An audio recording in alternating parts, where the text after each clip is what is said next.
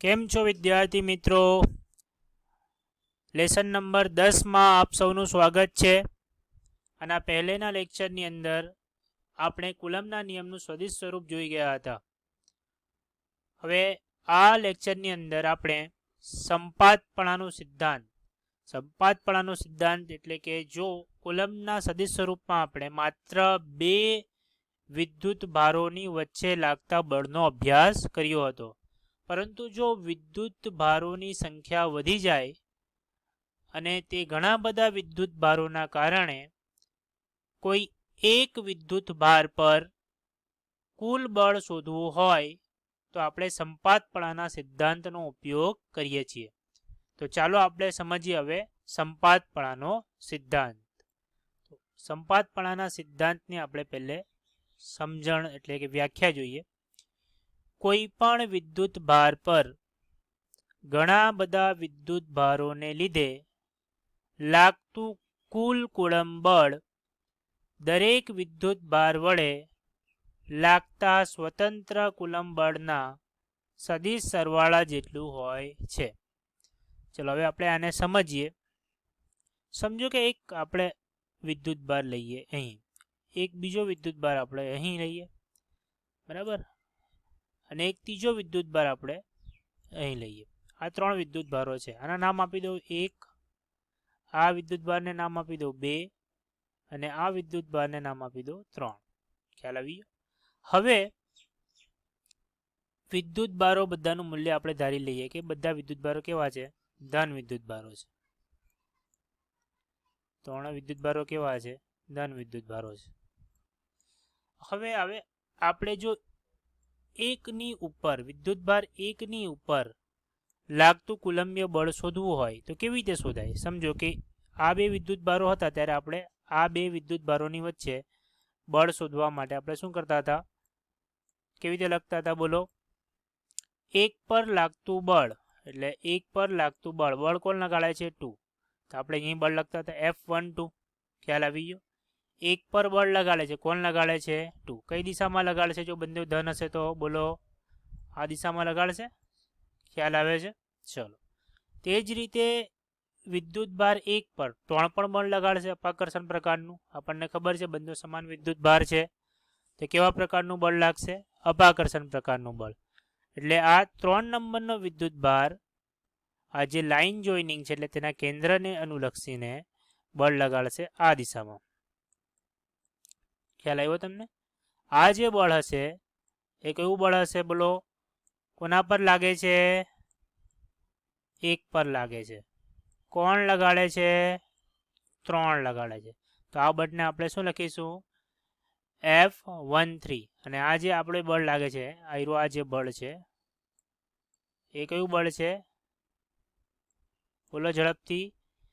F12. અને આ દિશામાં જે બળ લાગે છે તે કયું છે? F13. ખ્યાલ આવે છે? આને પાછું અહીં પણ લખી દઉં મેં કે આ જે બળ છે તે કયું બળ છે? F12. અને આ જે બળ છે તે કયું છે? F13. હવે એક બળ આ દિશામાં લાગે છે અને એક બળ આ દિશામાં લાગે છે. હવે જો આપણે પરિણામી બળ શોધવું હોય, એ પરિણામી બળ અહીં કંઈ વચ્ચે આ દિશામાં આવશે. ખ્યાલ આવે છે તમને? આ F12 અને F13 વચ્ચેનું જે પરિણામી બળ હશે તે આપણે ચતુષ્કોણનો રીતની ઉપયોગ કરીને આપણે અહીં પરિણામી બળ મેળવી શકીએ. ચતુષ્કોણની રીત તમને ખ્યાલ હશે. કેવી રીતે ચતુષ્કોણની રીતમાં શું થાય? ચલો અહીંયા સાઈડ પર સમજાવી દઉં તમને. સમજો એક સદિશ આ દિશામાં છે અને એક સદિશ આ દિશામાં છે, બરાબર છે? જો આ બેનું નામ આપણે R1 આપી દઈએ અને બીજા સદિશનું નામ શું આપી દઈએ? R2 આપી દઈએ. જો ચતુષ્કોણની રીતથી આપણે સરવાળો કરવો હોય તો શું કરવું પડે? આ સદિશને સમાંતર એક સદિશ અહીંયા દોરવો પડે, બરાબર? અને આ સદિશને સમાંતર એક સદિશ અહીં દોરવો પડે. અને પછી જો આ ઉગમ બિંદુ લઈએ તો ઉગમ બિંદુથી કેન્દ્ર લઈને આપણે અહીં જો એક સદિશ દોરીએ તો જે આ સદિશ મળશે એને કહેવામાં આવે છે પરિણામી સદિશ R1 પ્લસ R2. ખ્યાલ આવ્યો? સમજ પડી અહીંયા સુધી? તો તે જ રીતે આ તમને દેખાઈ રહ્યું છે આ F13 છે જે આ દિશામાં જાય છે અને આ F12 છે તે આ દિશામાં જાય છે, ખ્યાલ આવે છે. તો આ બેનો પરિણામી સદિશ જો મેળવવો હોય તો આપણે અહીં આપણે સમાંતર રેખા દોરવી પડે, ખ્યાલ આવે છે. અને આ જે સદિશ તમને મળશે અહીં એ શું હશે? આનો પરિણામી સદિશ. તો આપણે આ સદિશને જો પરિણામી સદિશ લખીએ F1 કે F1 પર લાગતું કુલ પરિણામી બળ F1, તો આપણે શું લખી શકીએ બોલો? F12 વત્તા F13. આ બેનો શું છે? સદિશ સરવાળો. એટલે અહીં બે પ્રકારના બળો હતા, એટલે આપણે બંનેનો આપણે સદિશ સરવાળો કરીને પરિણામી બળ મેળવી લઈએ. ખ્યાલ આવ્યો? અહીંયા સુધી સમજ પડે છે? જો બે કરતાં વધારે વિદ્યુત ભારો હોય, સમજો અહીં વિદ્યુત ભારોની સંખ્યા મેં વધારી દઉં, વિદ્યુત ભારોની સંખ્યા શું કરું? મેં વધારું. અહીં એક વિદ્યુત ભાર બીજો હોય, અહીં ત્રીજો વિદ્યુત ભાર હોય, અહીં ચોથો વિદ્યુત ભાર હોય, તો આ બધાના કારણે આના પર બળ લાગશે, આના કારણે પણ આના પર બળ લાગશે, આના કારણે પણ આના પર બળ લાગશે. તો આ બધા બળોના કારણે આપણે એક બળ જો મેળવ્યું હોય તો તે પરિણામી બળ આ બધા બળોના સદિશ સરવાળાની બરાબર હોય છે. ખ્યાલ આવે છે? જેટલા બી તમે વિદ્યુત ભાર મૂકી દો એ બધા વિદ્યુત ભારના કારણે લાગતા બળોનો જો તમે સદિશ સરવાળો કરો તો જે તમને ફાઇનલ જવાબ મળશે એ તમારું શું હશે? કુલ બળ હશે. ખ્યાલ આવે છે તમને? તો અહીં જે મળશે તમને એ શું મળશે? કુલ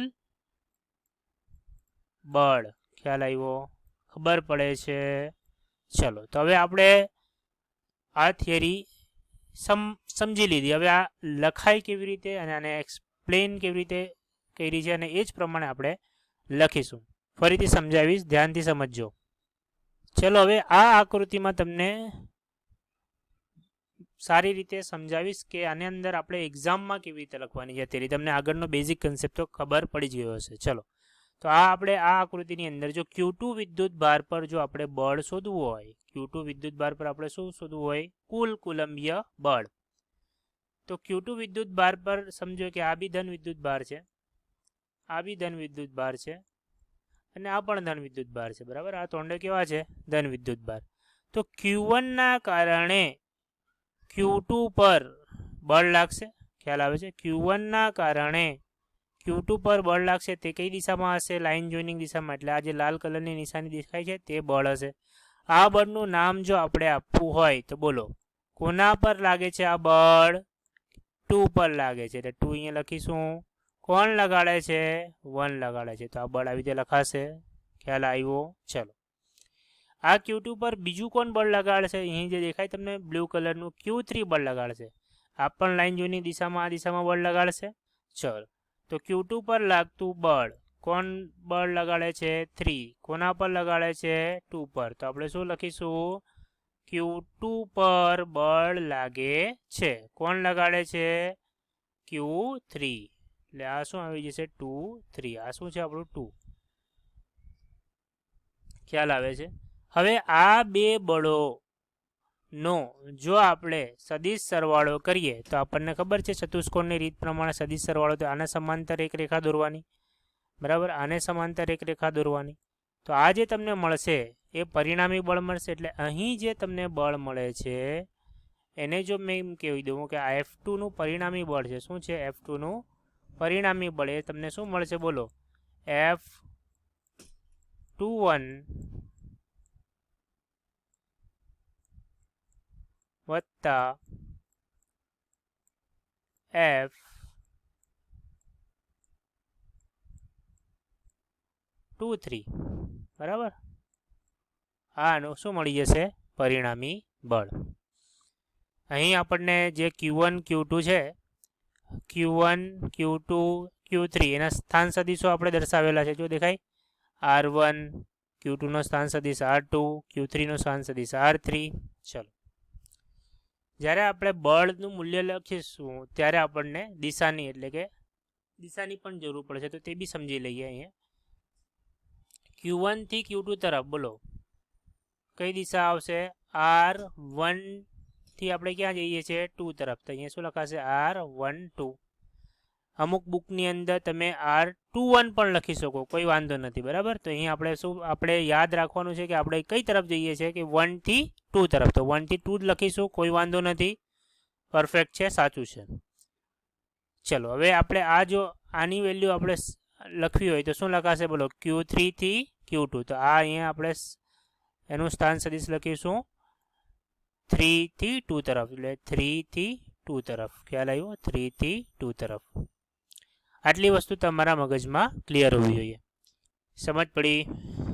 હવે આપણે જોઈશું કે આ થિયરી લખવાની કેવી રીતે છે. તમારે બેઝિક કન્સેપ્ટ ક્લિયર થઈ જવા જોઈએ, પછી મેં તમને થિયરી પણ બતાવું છું કેવી રીતે લખવાની છે, બરાબર. ચલો તો થિયરી આપણે લખવાની શરૂઆત કરીએ.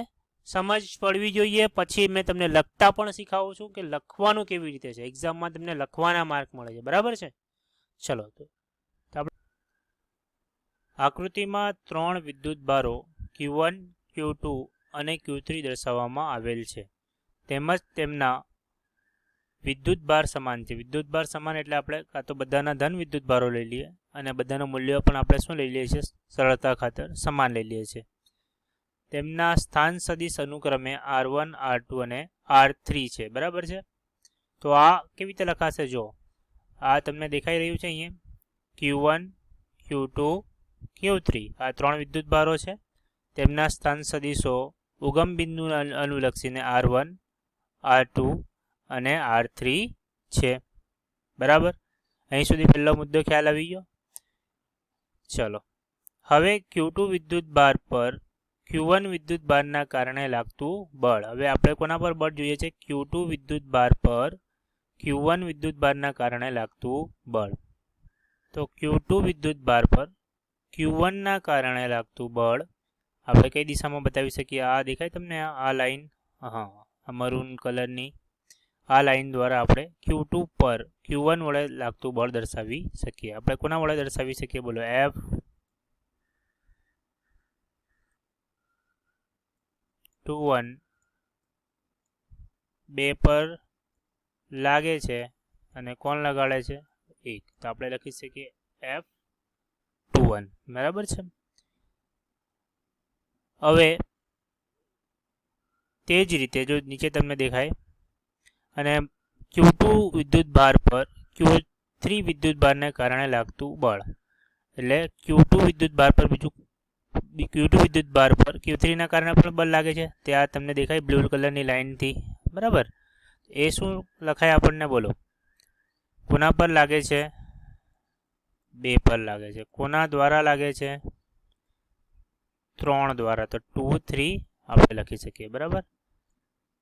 2 પર લાગે છે. કોના દ્વારા લાગે છે? 3 દ્વારા, બરાબર છે. હવે આ બળનું મૂલ્ય આપણને ખબર છે. બળનું મૂલ્ય આપણને કેવી રીતે લખીએ? કે જે 2 વિદ્યુત ભાર હોય તો Q1, Q2, બરાબર. Q1, Q2 ના છેદમાં R². આ કુલમનો નિયમ છે ને એને જો સદિશ સ્વરૂપે દર્શાવવું હોય તો આપણે R એકમ સદિશ સ્વરૂપે દર્શાવીએ છીએ.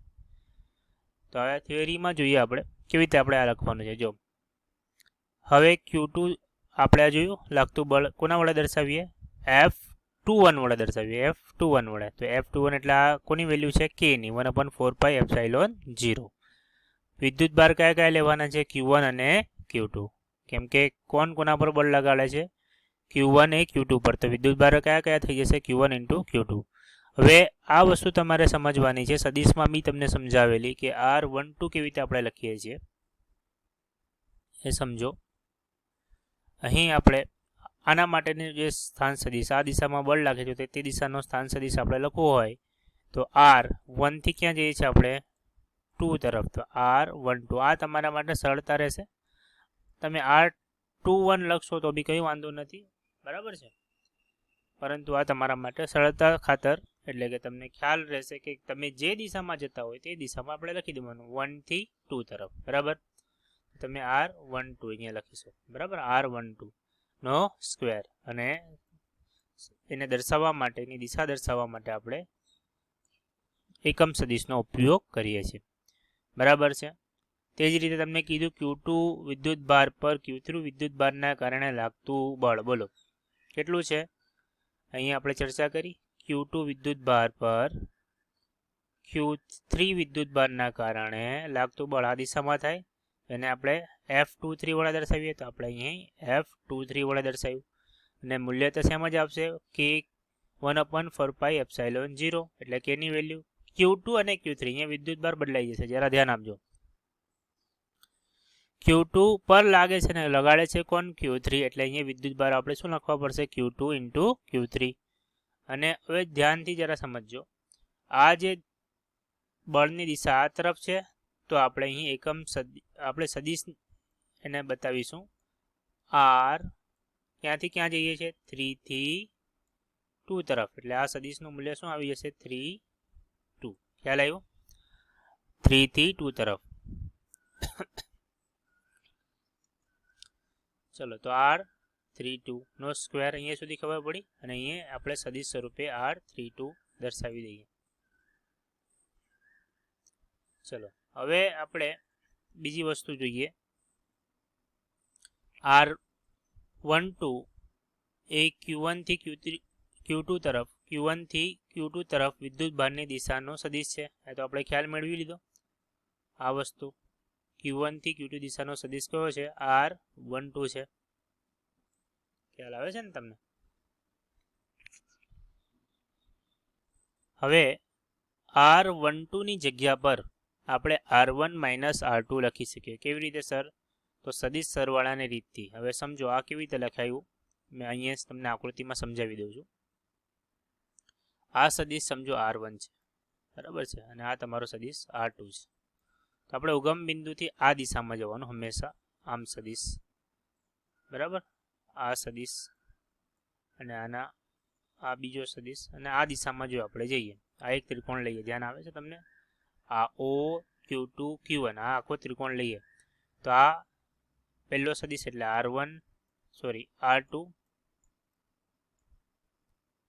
R2 લખાશે, બરાબર. ચલો પ્લસ એના શીર્ષ ઉપર બીજો સદિશ આપણે આવી રીતે વિચારી લઈએ એટલે લખાશે R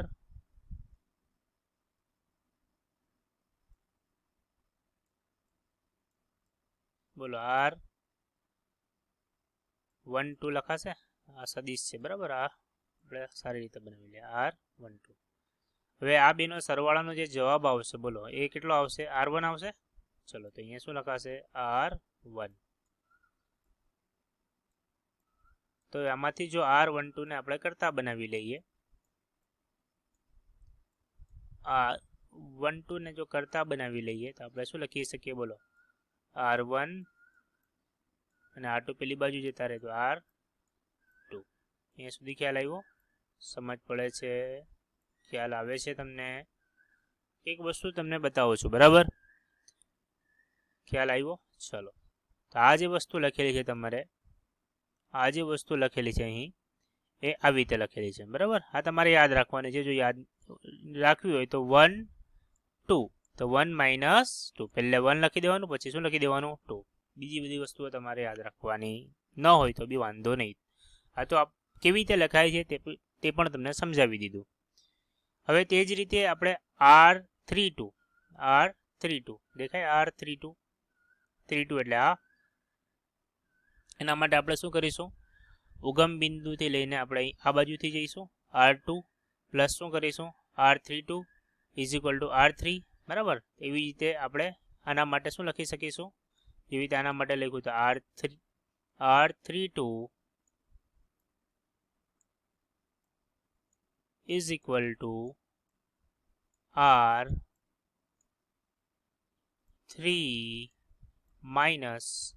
- R2.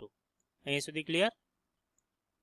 તો એ જ વસ્તુ અહીં લખેલી છે, R32 = R3 - R2, બરાબર. કેવી રીતે લખાય? કેવી રીતે આપણે ઉપરનું સમીકરણ મેળવ્યું એવી રીતે જ લખી શકાય.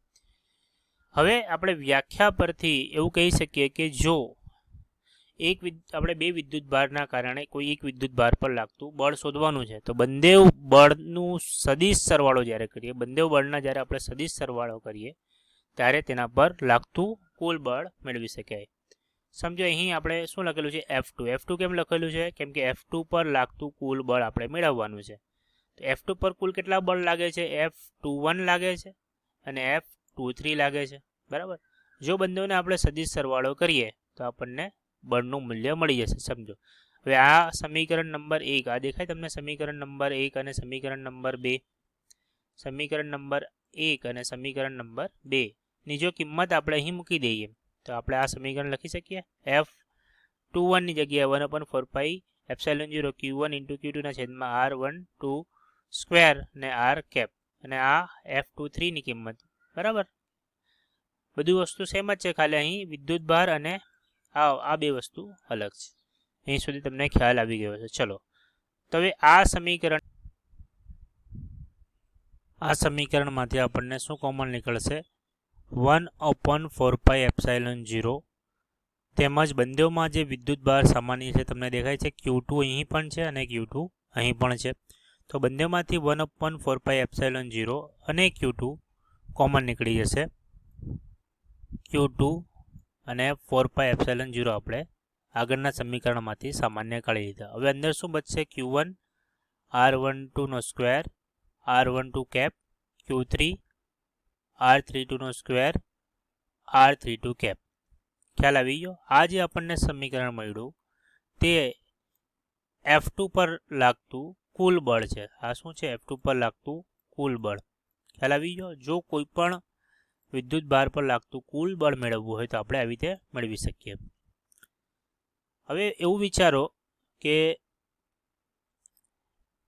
આગળ જે આપણે વિદ્યુત ભાર 3 લીધા હતા હવે જો n વિદ્યુત ભારો એટલે 1 2 3 4 5 એમ નંબર ઓફ વિદ્યુત ભારોની સંખ્યા કેટલી છે n સુધી છે બરાબર જો n સુધી નંબર ઓફ વિદ્યુત ભારો હોય અને આપણે ધારી લઈએ કે કોઈ વિદ્યુત ભાર અહીં Q1 છે આ Q1 પર આ બધાના કારણે જે બળ લાગે છે આના કારણે હવે n નંબરના કારણે લાગતા બળ જો આપણે એના માટે સામાન્ય સૂત્ર લખવું હોય તો આપણે 1 પર લાગતું 2 વડે બળ આપણે લખી શકીએ 1 પર લાગતું 2 વડે બળ 1 પર લાગતું 3 વડે બળ 1 પર લાગતું 4 વડે બળ એવી રીતે 1 પર લાગતું n વડે બળ અને આ બધાનો આપણે શું કરી નાખવાનો સદિશ સરવાળો જેથી આપણને 1 પર લાગતું કુલ બળ આપણે મેળવી શકીએ છીએ ખ્યાલ આવે છે તમને ત્યારે આપણે 1 પર લાગતું કુલ બળ મેળવી શકીએ છીએ ચલો હવે આ બધાની પાછી આપણે કિંમત મૂકી દઈશું F12 F2 કેવી રીતે મૂકવાની છે આ સમીકરણમાં જેવી રીતે મૂકી તેવી રીતે અને પછી બધામાંથી શું કોમન નીકળી જશે Q1 4 એપ્સિલોન 0 જેના પર બળ લાગતું હશે ને તે કોમન નીકળી જશે અહીંયા Q2 પર બળ લાગતું હતું એટલે Q2 કોમન નીકળી જતો અહીં Q1 પર જો બળ લાગતું હોય તો Q1 કોમન નીકળી જશે ખ્યાલ આવ્યો ચલો હવે n લખેલું છે એટલે સામાન્ય સમીકરણમાં તો 1 2 3 4 5 6 નહીં લખવા હોય તો તેની જગ્યાએ તમે I લખી શકો અને આ સમીકરણ લખી શકો બરાબર હવે આ બીજું સ્વરૂપ છે આને દર્શાવવા માટે આપણે બરાબર સમેશનના સ્વરૂપે આપણે દર્શાવી શકીએ કે અહીં I2 કેમ લખ્યું કેમ કે 1 પર બળ લાગે છે એટલે અહીં આપણે શરૂઆત 2 થી કરીશું કોણ બળ લગાડે છે કેમ કે Q1 તો બહાર નીકળી જશે 4 એપ્સિલોન 0 અહીં I ની કિંમત શું બદલાશે 2 3 4 5 6 બરાબર ખ્યાલ આવે છે ચલો અહીં સદિશોની મૂલ્યમાં બી એક છોડીને 2 3 4 5 બદલાતા જશે તો આ એનું સામાન્ય સૂત્ર છે બરાબર તમારે એક્ઝામમાં જો થિયરી પૂછાય તો તમારે લખવાની શરૂઆત અહીંથી આકૃતિ દોરવાની છે જે મેં તમને દોરીને બતાવી તે ત્યારબાદ અહીંથી લખવાની શરૂઆત કરવાની છે અને આ થિયરી અહીં સુધી લખવાની છે બરાબર ખ્યાલ આવી ગયો બધાને એટલે સામાન્ય રીતે તમને કહું કે સંપાતપણાનો સિદ્ધાંત એટલે ઘણા બધા વિદ્યુત ભારો હોય અને એ ઘણા બધા વિદ્યુત ભારોના કારણે જો કોઈ એક વિદ્યુત ભાર પર લાગતું વિદ્યુત બળ શોધવું હોય તો તે ઘણા બધા વિદ્યુત બળોનો સદિશ સરવાળો આપણે કરવો પડે મને આશા છે કે તમને ખ્યાલ આવી ગયો હશે તો પણ હજુ કંઈક ડાઉટ રહી જાય તમારા મનમાં તો તમે કોમેન્ટ બોક્સમાં પૂછી શકો છો બરાબર અને આવી જ રીતે ભણતા રહો અને આગળ વધતા રહો હવે થિયરી પોર્શન ચાલે છે, સાથે સાથે હવે થિયરી દાખલા પણ લેવાનો પ્રયાસ કરીશું. ધન્યવાદ.